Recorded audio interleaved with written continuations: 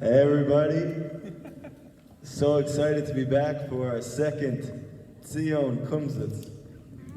And Bezrat Hashem, we should continue doing this moving forward until we get to Eretz Yisrael, until we get to Yerushalayim, to Beit HaMikdash, to see the Mashiach, Tzidkenu, and to welcome in the Shekhinah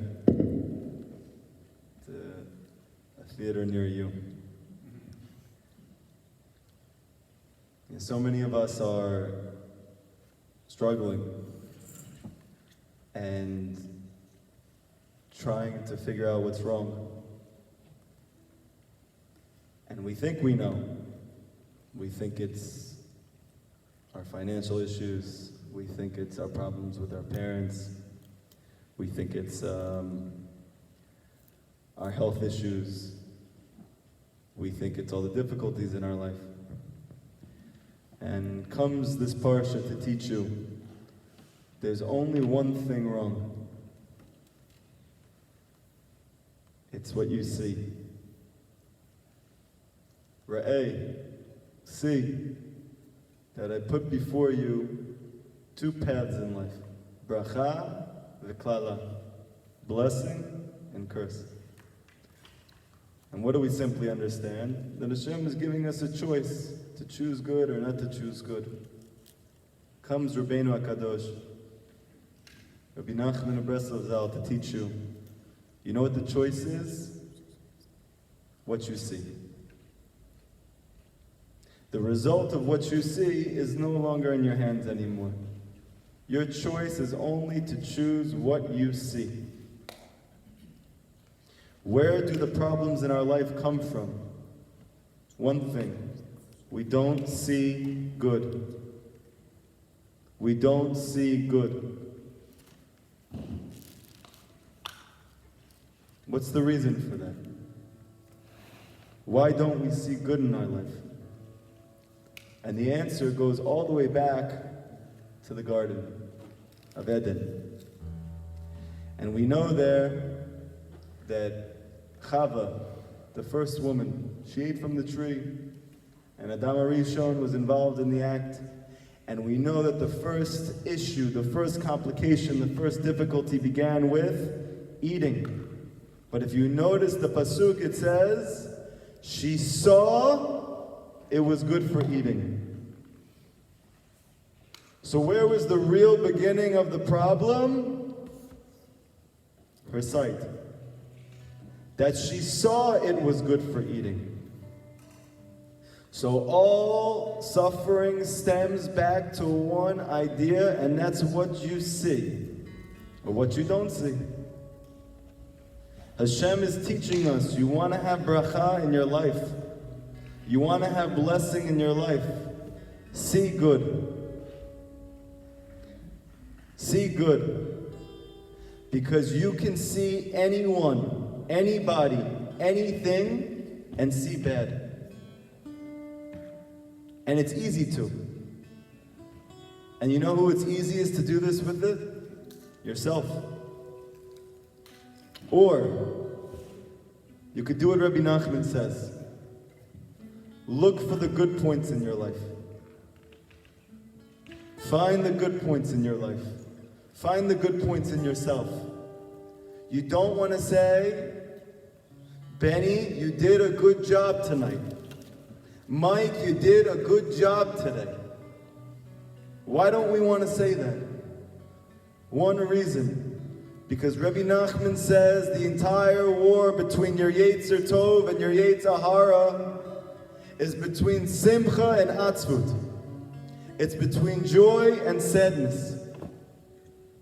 What's going to happen if you look at your good points? You're going to be happy. Chas v'shalom. That you should be happy. But that's not religious. That's not what makes successful people, to be happy. You have to look at everything you do wrong and fix it. Comes along Rabbi Nachman to teach you. You want to know why you're not succeeding in any area of your life? One reason. Because you're not judging yourself favorably. You're not seeing good in yourself or anyone around you. And that's why you need to understand, like Adam HaRishon and Chava made an error.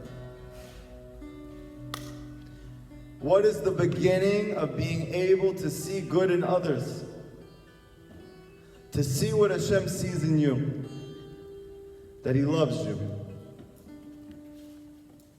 If you don't start from that nakuda, from that point that Hashem loves you, whatever thing that comes up inside of you, whatever analysis you come to, whatever resolution you come to about yourself and about others is going to be wrong. You need to start with the fact that Hashem loves you. And if you know that Hashem loves you, then you're going to be able to find good in yourself. And you know what you're going to do if you find good in yourself? You're going to be able to find good in others. You have a mitzvah, ve'ahavta l'recha kamocha. You have to love your brother like yourself. Okay, it's very nice. We put it on the back of our cars. We celebrate it. Woohoo! Ve'ahavta l'recha kamocha, love your brother like yourself. They tell it to all the Bali Tshuva like us when we come in. Look at this beautiful mitzvah. You don't have anything like this in the secular world. And yet you never saw hatred and sinat chinam like you do in the religious world. What does it mean, ve'ahavta l'recha kamocha? To love your brother like yourself. It means the precondition to loving your brother is you need to love yourself. If you don't look at the good inside of yourself, if you don't appreciate the godliness that Hashem placed inside of you, you think you're going to be able to love your brother? No. You're going to be jealous. You're going to be angry. You're going to be confused. Why? Because of an error in vision. We're moving into the month of Elul. This is the time of Teshuvah. Teshuvah means to go back to the good. To go back to Hashem, to go back to your real self.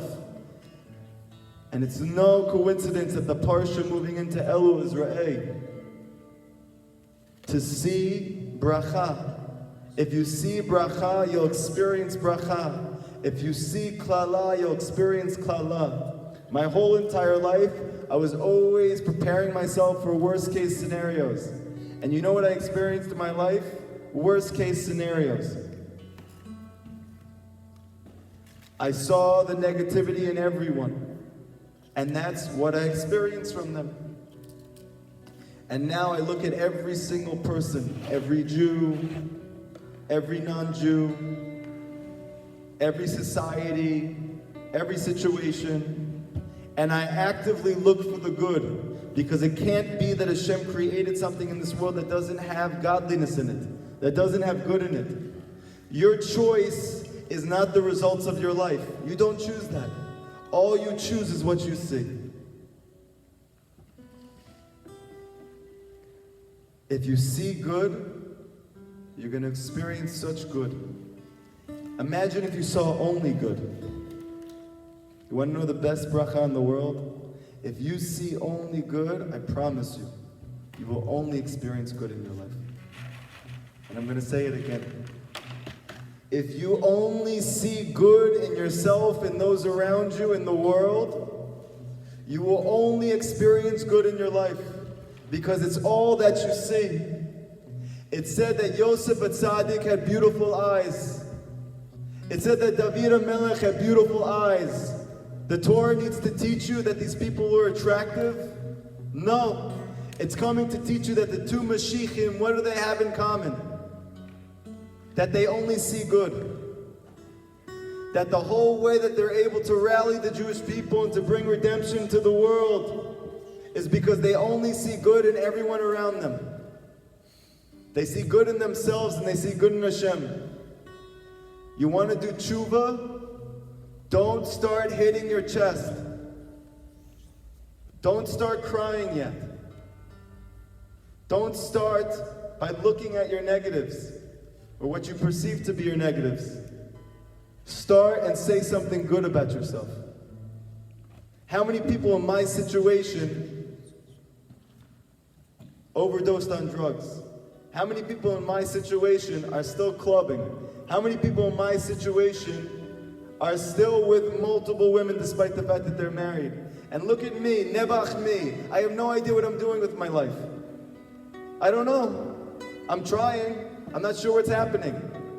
Every day I'm not really sure. I hope I'm getting closer. I don't really know. I'm doing the best that I can. Do you know how Hashem looks at you? Do you know how you looked at in Shemayim? You think that these athletes are heroes? You think these celebrities are heroes? You are mamish a hero. I get emails from people every day, people who think that they are the worst of the worst of the worst, and I'm crying reading their emails. And I respond back to them, you want to start to see Yeshua in your life? I want you to understand one thing. You are a hero. You're a hero. And if you see that, you can start to do tshuva.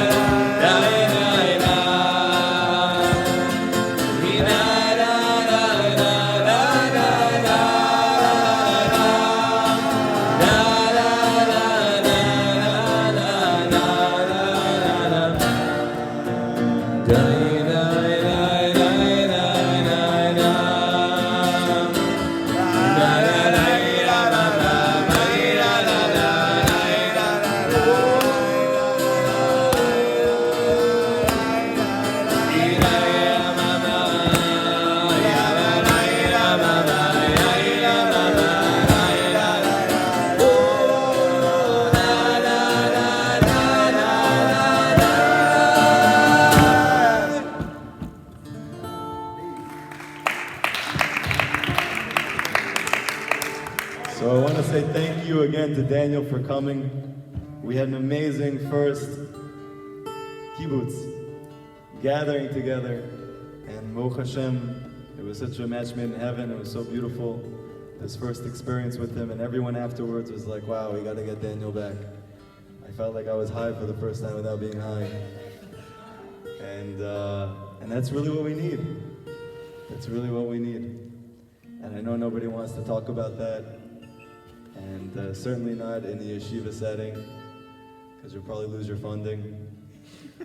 But 80% of Jews are secular. They're off. What does it mean that they're off? The truth is, they're on. They're not really off. They want to experience something supernatural. They want to experience something above the mundane world. They want to experience something which is connected, which is united, which is one, which is happy. And we say, they're off. They're crazy.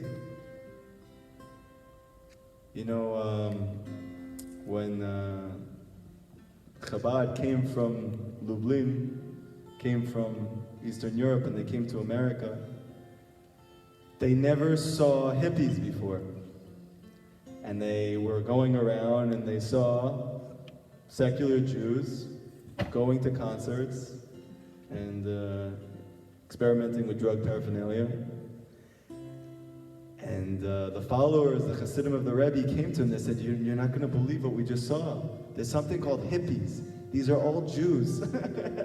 They're going to concerts, they're doing drugs, and they're just like vibing out. We don't even know what this is. What are we going to do? Something's wrong. Oh my gosh, the exile. The Lubavitcher Rebbe said, pay special attention to those Jews. You need to really connect to those Jews, because their mama's going to bring the Mashiach. They're going to bring the Geula. Says that the Beit HaMikdash and things in the Beit HaMikdash and the Aron is built with shittim wood. Shittim wood. Cedar wood. Acacia wood. And Lubavitcher Rebbe said, notice that the word for the wood is from the root shoteh, which means foolish or crazy. And that's actually what you use to build the Mishkan, to build the dwelling place for the Shekhinah in the world. So these people are going to build the Mishkan. These people are going to build the Beit HaMikdash. What's the biggest thing that causes them to be far? It's because we tell them that they're wrong, that there's something wrong with them. And if you just tell them that there's something right with them, they could start to find Hashem. Hashem didn't make a generation that's lost. He doesn't orphan a generation. If a whole generation is one way, it's because there's godliness there. We need to look to extract the godliness and to lift it up. And we do that by teaching them the Torah of Rabbi Nachman ben Fega, teaching them the Torah of the Baal Shem Tov HaKodesh, that there's a place to have fun, that there's a place to be happy, that there's a place to have unity, that there's a place to transcend this physical world. It's all in your family's heritage. But because they feel alienated, because they feel disconnected, they don't have a chance. They don't have a chance. Rabbi Nachman says, do you know why people are not close to Hashem? I've said it before, I'm going to tell you again because it's so important. You never heard it anywhere. Why are people far from Hashem? So what are you going to hear? Because they don't want to take the old Malchut Shemayim upon themselves. They don't want to be responsible for the mitzvahs, and then they're going to have to do things. They don't want to do those things. They don't even know what mitzvahs are. They don't know what Shabbat is. They don't know what the Torah is. And even let's say you said they do know. They must not, because they don't keep it. Because if they knew what Shabbat was and how sweet it was, and how beautiful and how godly it is, who wouldn't want to keep Shabbat? So whatever Shabbat they do know, they don't know it. So you need to show them a real Shabbat. You need to show them the good, the beauty of being Jewish. I want to continue this theme of seeing for a second.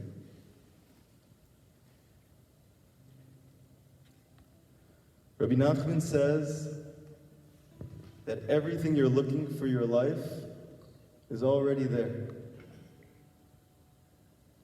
You need a vessel to be able to experience what it is that you're looking for.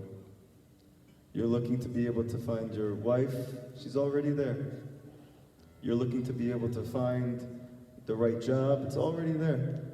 You're looking to be able to find peace in your life, it's there.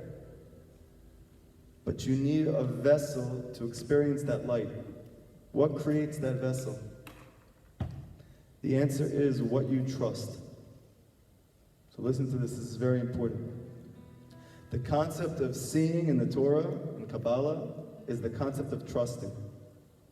What you see is what you trust. So what does that mean simply? For instance, someone like me. I gave an example to the women's class yesterday, but I'll tell you again tonight. This past week, you guys know that I do Ibodedut every day, at least an hour a day. If Hashem gives me the schut to do more, I try to do more. But sometimes, like is often the case, that hour is looking very, very fickle. Am I going to get the hour? I'm not going to get the hour. But if I do the hour, then I'm going to miss something else I already scheduled in. And if I miss something else I already scheduled in, that's purely irresponsible. So I'm in a sticky situation. I'm in a difficult situation. My wife needs me. My kids need me. My job needs me. Everything is beckoning, seemingly. I need you. I need you. So a few days ago in yeshiva, I'm sitting there, and it's 4 o'clock.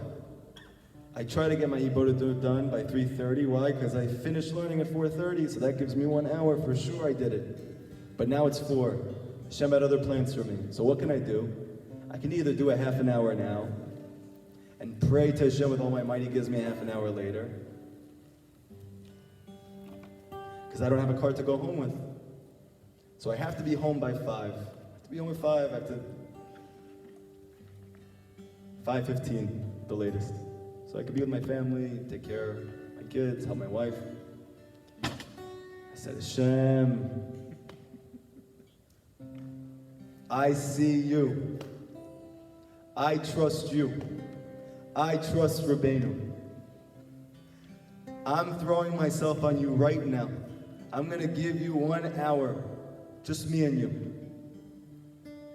But you have to do me a favor. I need you that when I'm walking outside to start walking home, somebody asks me to bring me home. Because there's no way I'm going to get home in time otherwise. So that's the deal. I went in there and I screamed and I cried to Hashem and I prayed for all my friends and family. I didn't even look at my watch the whole time. Screaming and crying, I said, Hashem, you have to get me home. Because I have to be home to take care of my family. I have to. But my eyes are on you. I trust you. I don't want to trust people, places, and things anymore. I want to only trust you. I believe in you. I believe in your Torah. I believe in your tzaddik, and I'm trying to learn to believe in myself.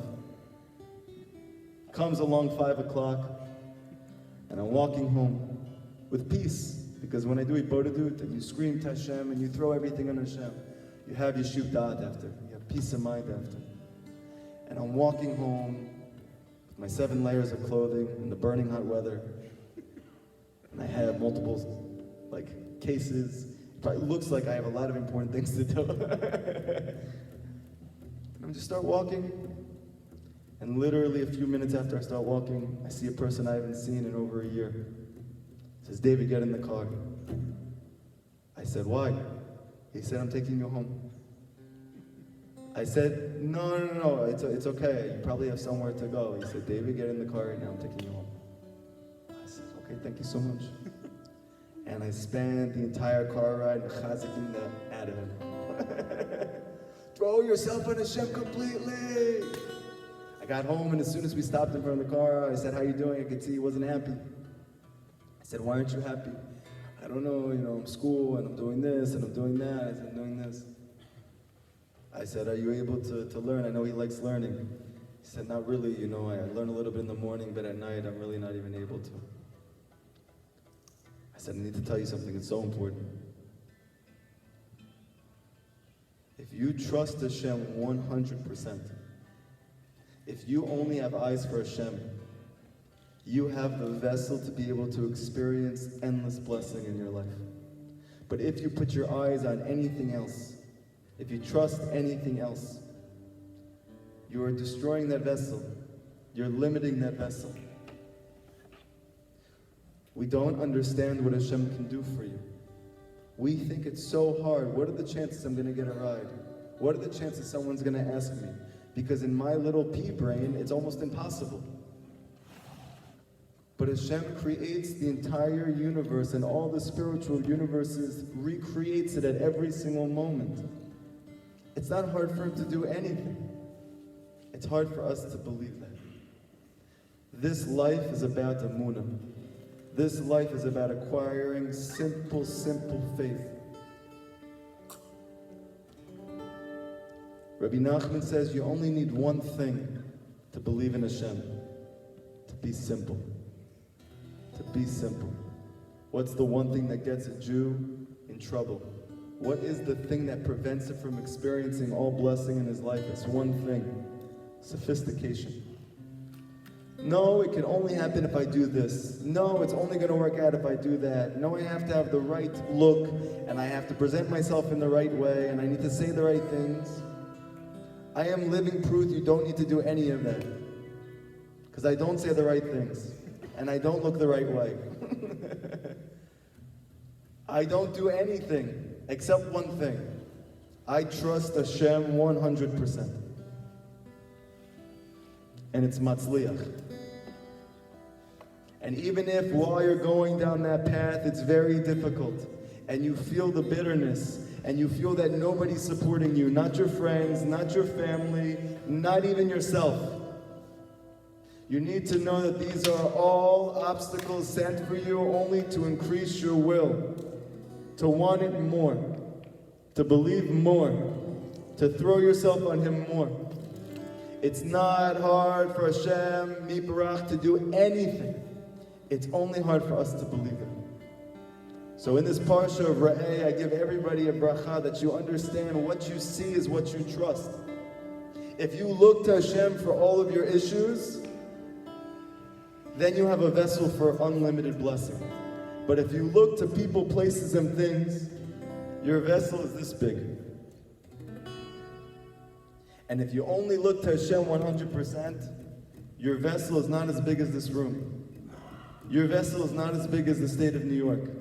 Your vessel is not as big as the United States of America. Your vessel is not as big as the Western Hemisphere. Your vessel is not as big as this entire physical universe.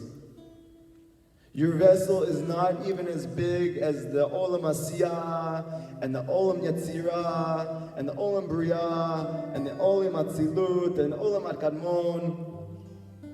These are still all creations. Hashem has no limits. There is no way to fathom what that means. Throw yourself on Hashem 100%. Look to Hashem only. Make Him your trust. And then Hashem can do anything for you.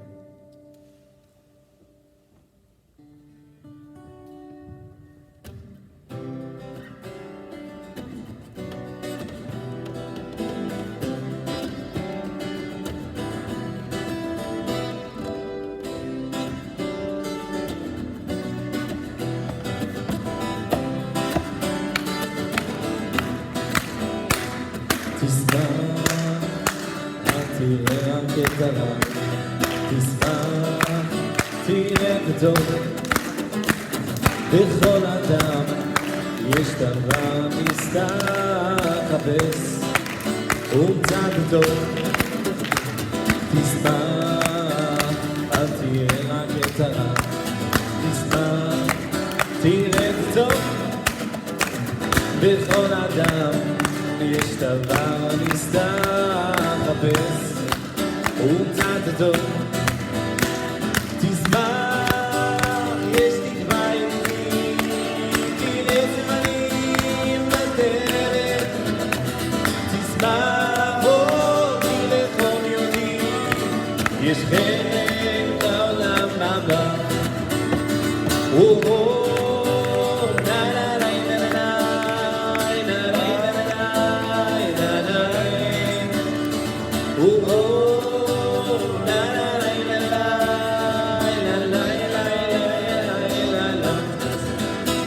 איזה טוב השם, איזה טוב השם, איזה טוב, how good is השם. איזה טוב השם, איזה טוב השם, איזה טוב, איזה טוב, איזה טוב השם.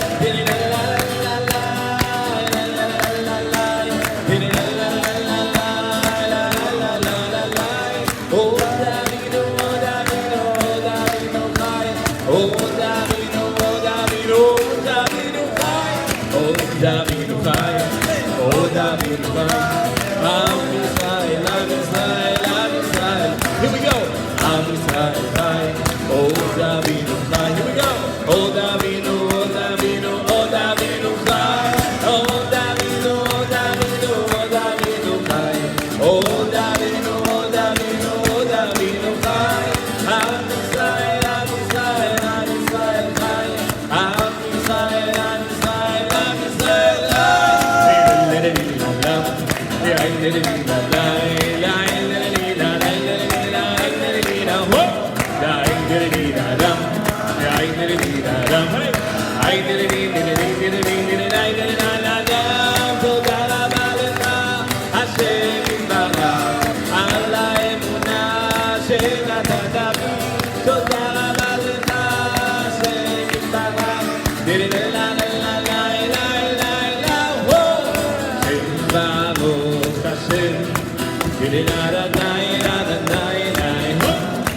Baruch Hashem, Baruch Hashem, Di-di-da-da-dai, da-da-dai, da-dam, ay, ay, Baruch Hashem, Baruch Hashem, Di-di-dai, da-da-dai, da-dam, Baruch Hashem, Baruch Hashem, Di-di-dai, da-da-dai, Baruch Hashem, Baruch Hashem, Di-di-da-da-dai, da-da-dai, Baruch Hashem, Baruch Hashem, di-di-da-da-dai, da-da-dai, ay-ay, Baruch Hashem, Baruch Hashem, di-di-dai, da-da-dai, Baruch Hashem, thank you Hashem, di-di-dai.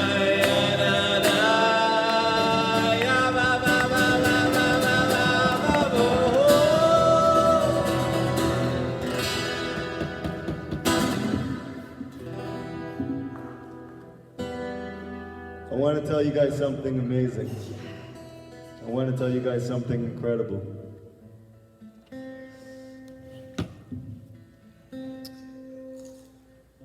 I was reading in the Kutam Moran towards the end. Rabbi Nachman speaks about a mikveh. And he says there that if any doctor tells you not to go to a mikveh because it's not good for you, he's not a doctor at all. And I had a chidush as I was dipping in the mikveh. Sorry if this is too explicit for you guys. Bezrat Hashem, my trust in Hashem will save me. Rabbi Nachman said, I am a river that cleans from all stains. He said, I myself am a mikveh. And I think there was a hidden secret in that Torah. That if any doctor tells you not to go into the mikveh because it's not good for you, he's not a doctor at all. Rabbi Nachman teaches that the tzaddikim are spiritual doctors. How many people do you know that tell you, yeah, Rabbi Nachman, I wouldn't learn anything he teaches you, but wow, he's very spiritual. Wow, Rabbi Nachman, oh my gosh, Uman, I wouldn't go though. Yeah, joy, happiness, it's great. But take it easy.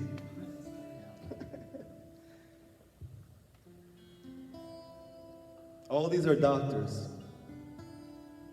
But Rabbi Nachman says that if any doctor tells you not to go to the mikveh, he's not a doctor at all. And I can tell you that Rabbi Nachman ben Fega is mamash the greatest mikveh of all time. You want to rid yourself of all the negativity in your life, and you want to reveal all of the good inside of you and in the world, you need to continually dunk yourself in that mikveh every day of your life. Keep jumping in that mikveh. Even if it's difficult, even if it's hard, keep going. Keep going. Because as time goes on over and over again, all the negativity inside of you is going to be nullified. And you're going to be left only with your best self. I'll give you a mashal. The Havdil. This is the last piece of secular wisdom I've seen in my life. But I got a really good chiddush out of it, thank God. There was a sculptor, his name was Michelangelo. And he was asked by Italy, by the government of Italy, to make a beautiful statue. And they gave him a lot of money at the time to do it. He didn't know what he was going to make. He had no idea. He's walking down the street, and every day he's always walking past like this pile of rubble of stone. This huge thing of stone, a massive stone, completely unruly, just, everyone looks at it like, I can't believe this thing is here, it's too big to even move it though. And Michelangelo said, I walk past this stone every day, and after they asked me to make this statue, I walked past and I saw, oh my gosh, I should make this statue out of this stone. But this stone is so big and it's so coarse. It's so dark. What did he end up making with that stone? He made David, the Mashiach, the Redeemer. How did he do it? They asked him. They couldn't believe it. When he took the thing off and they all saw it, the entire country was in shock. They never saw a statue like this in their life. And they asked him afterwards, how did you make the most perfect statue that was ever created? He said, it's crazy, but I actually always had David in mind. And I saw this statue, and all I did was every single day, I just took away everything that wasn't David. He didn't make him. He just took away everything that wasn't him. And he was left with David. Every single one of us has a Mashiach inside of us.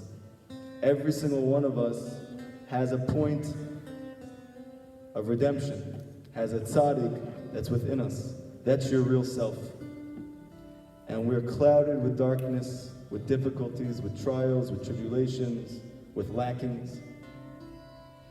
What happens when you jump into the mikveh of Rabbi Nachman and Fega, and you do it every day? As the day is going on, no matter what you're feeling, no matter what you're going through, everything that's not you is going away a little bit more, a little bit more, a little bit more, a little bit more, until one day you're left with your real self. And then you're so happy, so happy. And you realize that this whole time, the cause of all of your problems has not been anything besides the fact that you simply were not you. You just weren't you. It wasn't your parents' fault. It wasn't your family's fault. It wasn't your friend's fault. It wasn't anybody's fault. You were unhappy for one reason. You're just not you. Rabbeinu comes and he gives you the purest water, the purest consciousness of godliness, a best friend, a Rabbi, someone you can rely on for every piece of advice that's going to work. That you can rest assured that even if you don't have money and you have a million struggles against you, and how can you go to a third world country with the COVID virus? That Rabbeinu says, my son, I know about the COVID virus, but I'm a mikvah. Come splash. Come swim. No matter what. No matter what. Keep coming to that mikvah. Because one day, you're going to come out and you're going to be happy. Why are you going to be happy? Because you're finally going to be you. And as soon as you're really you, you're going to be the happiest person in the world.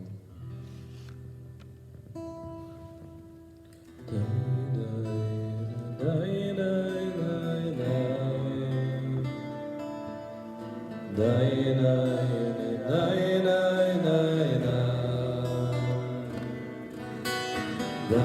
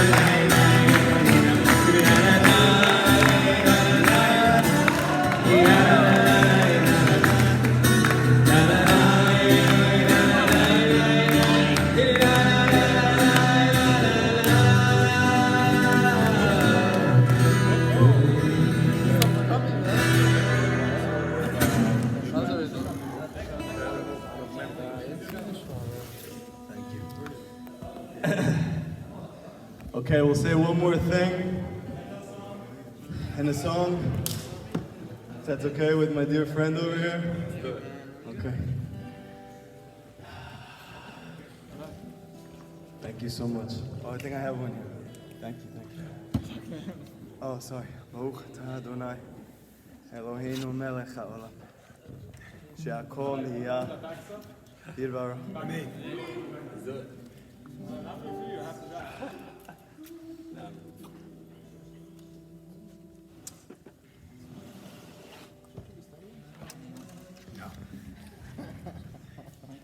When a person makes a start and he tries to bring himself closer to Hashem, he usually experiences he's being rejected. It's as if forces beyond his control are trying to prevent him from entering into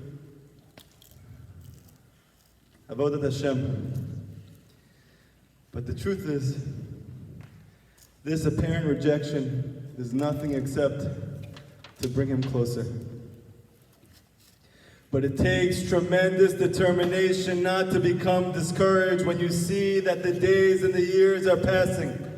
And in spite of all of your efforts to draw closer, you're still so far.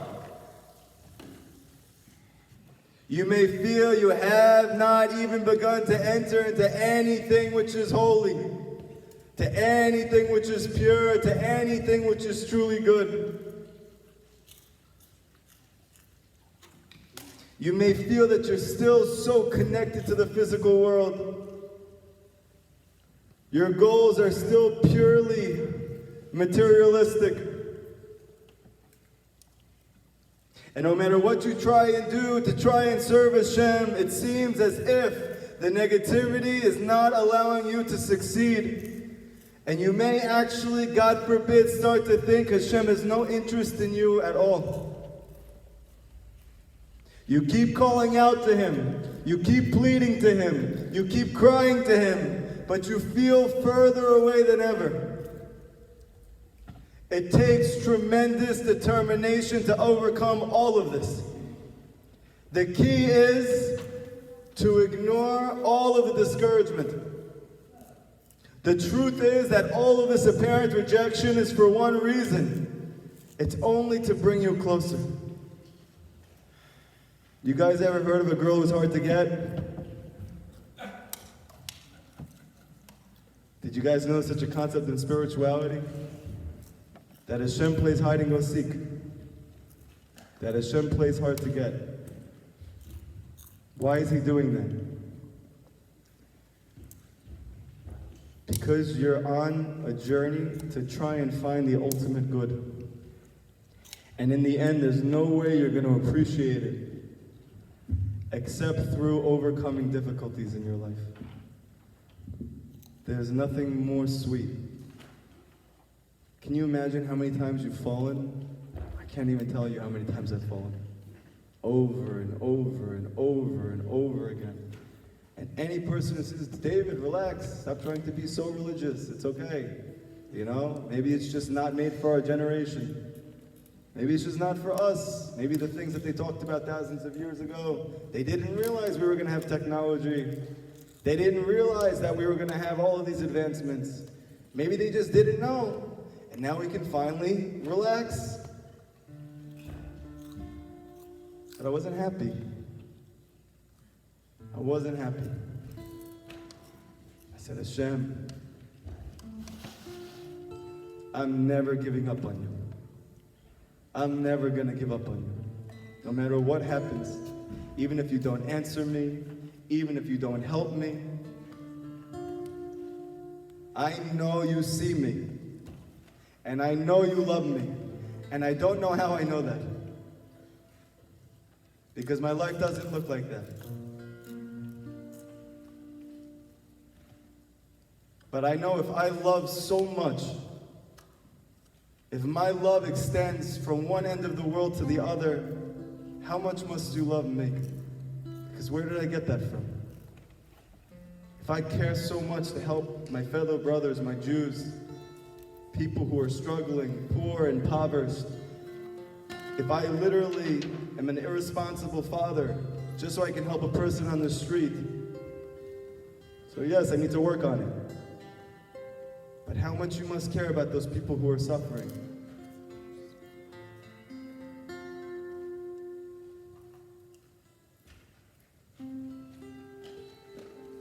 Hashem loves you. Hashem loves you. The one who succeeds is the one who doesn't give up. Everything in this world is about ratzon, is about will. That doesn't mean you're going to succeed on paper in anything you do. But it means that every day you get back up and you start over again. Sometimes you're going to get a little punch to the gut. You got to start over again. Sometimes you're going to get knocked out cold and you're not going to know what happened to you. And you got to start over again. And sometimes you literally feel like the world is closing in on you on every side. And you have no hope.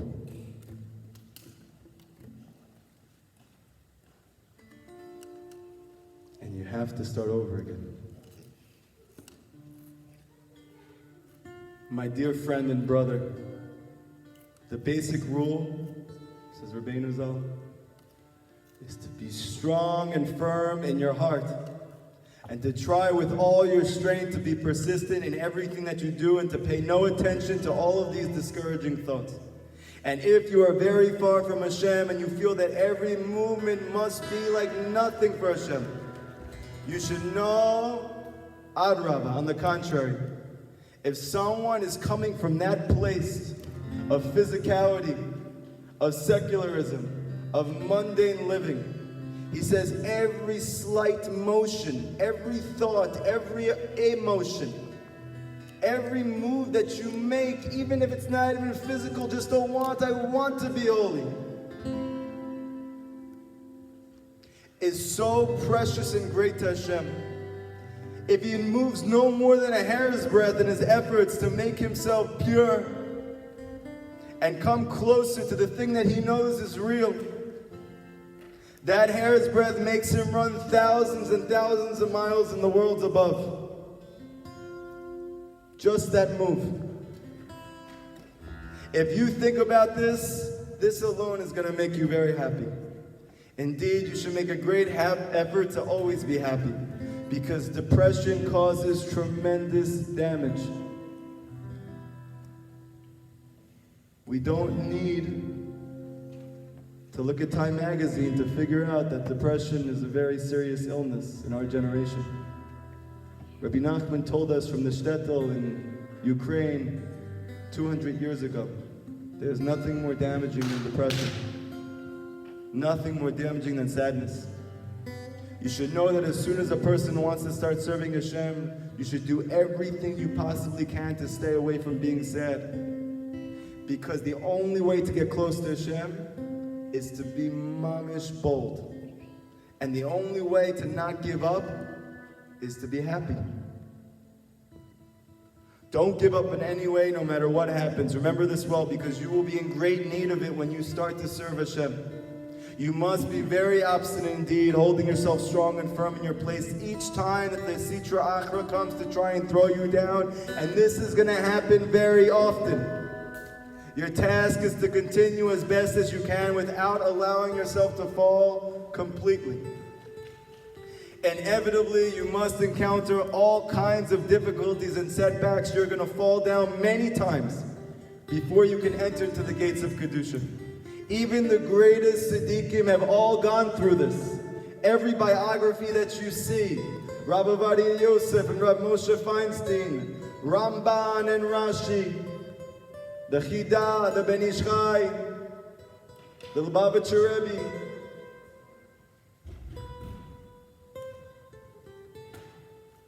back to Rabbi Akiva, Rabbi Shimon Bar Yochai, Moshe Rabbeinu, David HaMelech. Every single one of them, Rabbi Nachman says, fell many, many, many, many times. I have a rabbi. He says, I don't like the beginning of the biographies for Rabbi Ovadia Yosef anymore. You know why? Because all they talk about is how he had a photographic memory. What happens when you see that? I don't. I don't. So now what? My rabbi said, do you know how much Mesir Nefesh he went through in his life? You know how poor he was growing up? You know how little his family had? You know how much he went through in his life to be able to become that? It wasn't because of his photographic memory. He had siyata d'shmaya because he had such Mesir Nefesh. He said you should just tear that part out. We love to look at these people and just admire them. Oh my gosh, Hashem made them so perfect. He didn't make them so perfect. They never gave up on Hashem. And no matter what they went through in their life, no matter how many times they fell, they just did not give up, says Rabbi Nachman. He says there are times when a person is so close to Kedusha. He's so close. And the Sitra Achra sees that you're about to step into the realm of godliness. And he literally attacks you more powerfully than ever. That is when you need to be so strong. And if you want to truly be close to Hashem, remember all this very well, that you need to strengthen yourself in every possible way and do what you can to continue with whatever you can do. And eventually, with Hashem's help, you are surely going to succeed in entering through the gates. Hashem is overflowing with love. And He wants you so bad. Know that every single effort you make is important. All your attempts to detach yourself from negativity and physicality and to add spirituality are so precious. And even though you may not feel that you're overcoming anything in your life, Rabbi Nachman says that when you really need it, all of those korbanot, all of those sacrifices, all of that blood, sweat, and tears is going to come to assist you to get through the final lap. When chas v'shalom you really, really need it. And no, Rabbi Nachman says that in life a person has to pass over a very narrow bridge. The main thing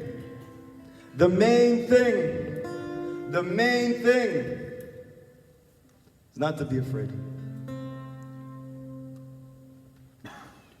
Surat Hashem, as we go into the month of Elul, and you go to the field to pour your heart out to Hashem and to start over again. Come with your real self. Come with your genuine self. Come with your authentic self. Start over again. Start over again. I'll finish with this story. I heard it once from Rav Ilan's brother, Yaniv. Beautiful story, and I think it sums up what we're saying. There was people, they were given a task of climbing up a building. And they told that when they get up to the top floor, they're gonna win a prize, $100 million. Okay, great. Actually, that's not enough today, right? What's like a lot of money these days? 200 million, that's it? Like a billion? I don't know, I haven't seen it in a long time. Billion? Billion's a lot? Would you be good on your life for that or no? A trillion? A trillion, okay, I got Benny's approval. Okay, $1 trillion. That's it? Okay. You can live the life on $1 trillion. You don't have to work out to get up to that. Okay, good. So that, everybody's getting excited now. Epic. Okay, so $1 trillion you get up to the top of this building. And they have everybody running up. Everybody's running up. I want that $1 trillion if I get to the top. And they're going up the floor and they're spiraling around. They're going up to the next floor, they're spiraling around. They're going up to the next floor, spiraling around. And they don't see an end to the top. They don't know when it's gonna end. So what happens? Half of the people there are like, yeah, I want this, but I'm gonna die.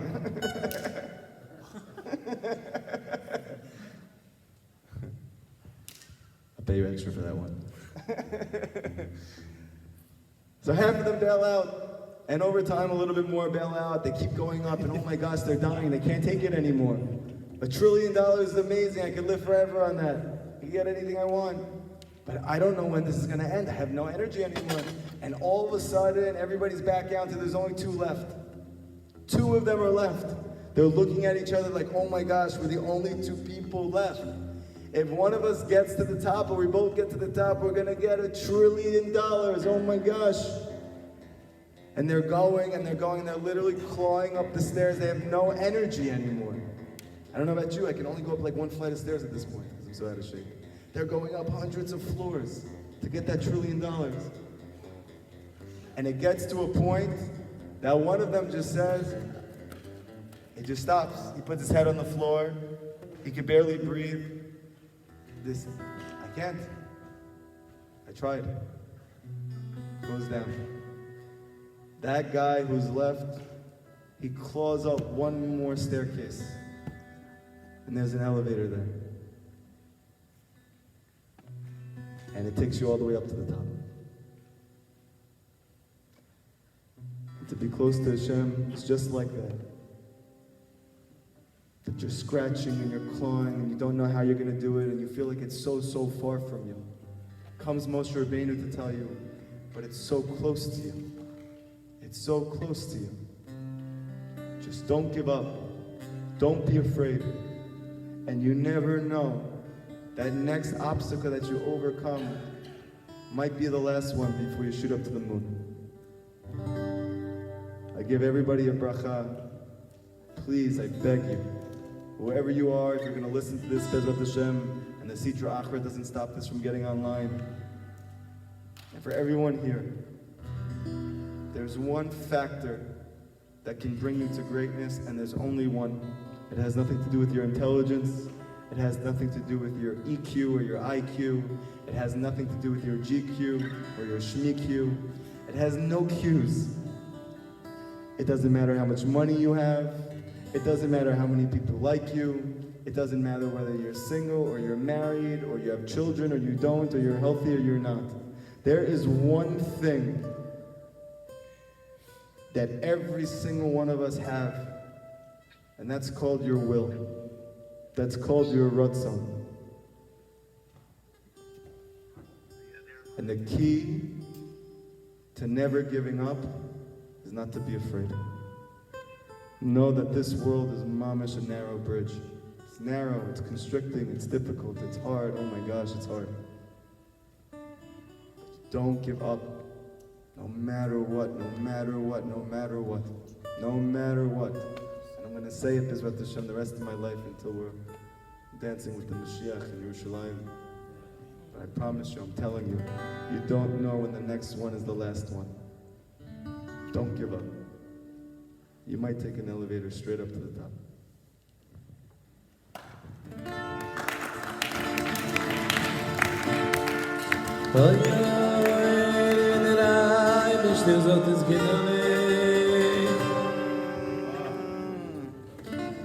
Anoichi asdi responai Bayom ha'o Bayom ha'o Bayom ha'o Yom direh b'rem nachma ben chaygezu Together sing with me V'dirai V'shizot v'shkinani Hashem shorin Anoichi asdi responai Bayom ha'o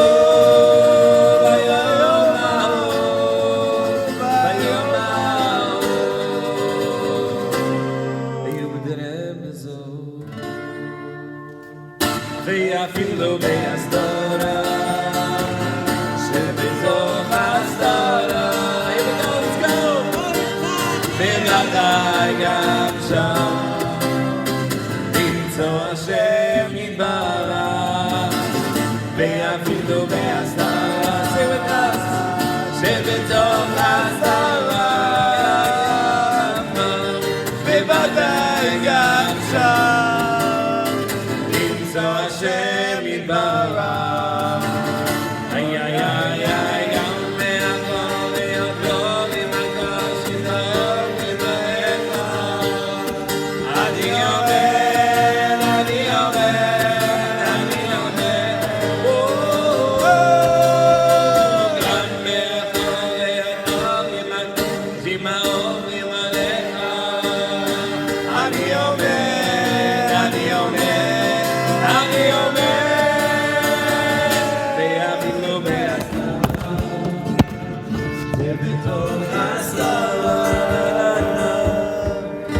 בוודאי גם שם נמצא השם יתברך ואפילו בהסתרה שבתוך ההסתרה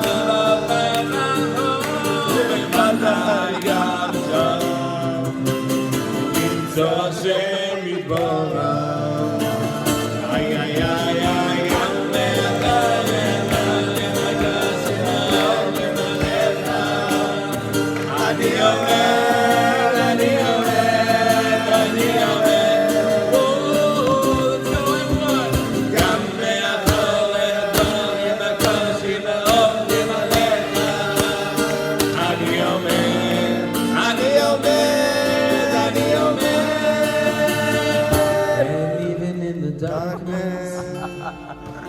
hidden in the darkness, I know it.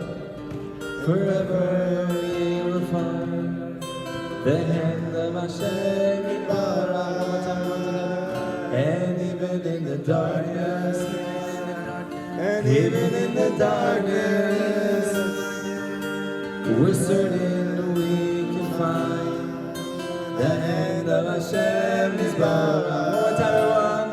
And even in the darkness, even in the darkness, we're certain we can find the hand of Hashem Yitbarach. Again, again, again, again. And even in the darkness, even in the darkness, oh, we're certain we can find the hand of Hashem Yitbarach. Ay, ay, ay, ay, gam me'achol ve'yadbar v'makash yitbarach v'ma'alecha. Together. Ani omer, ani omer, ani omer. Gam me'achol ve'yadbar v'makash yitbarach v'ma'alecha. Ani omer.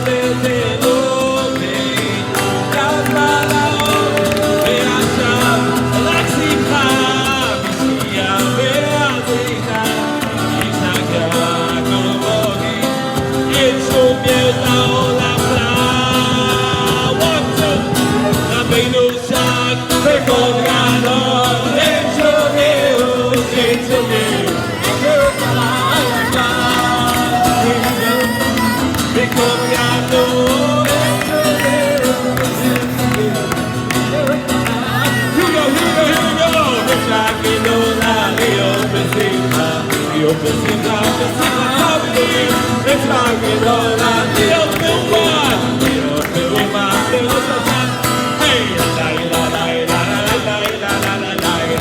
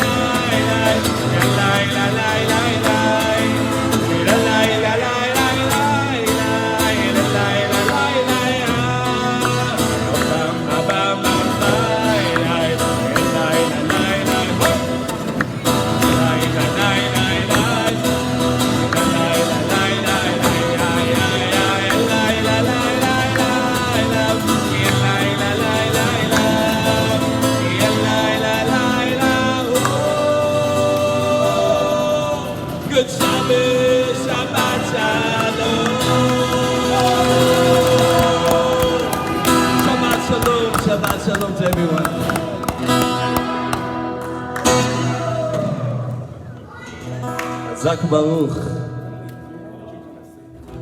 ערבית בכבוד.